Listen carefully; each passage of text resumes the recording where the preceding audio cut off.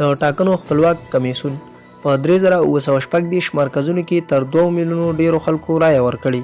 د ټاکنو خپلواک کمیسیون وايي د ولسمشریزو ټاکنو د رای اچولو په بهیر کې د بیلابیلو ولایتونو په 3714 مرکزونو کې 2,196,000 او 433 کسانو رایه اچولي. دغه معلومات 13 ورځ ناوخته د ټاکنو خپلواک کمیسیون چارواکو په ګډ خبري کنفرانس کې ورکړل.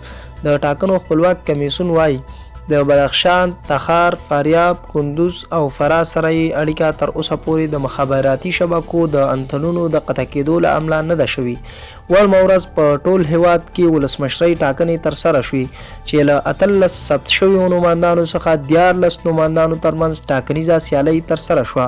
سره له دې چې په ټاکنو کې کمرنګه ګډون په اړه اندېښنې څرګندېږي، خو د ټاکنو خپلواک کمیسیون وايي چې دا مسله د ټاکنو پر مشروعیت منفي اغیز نشي کولی.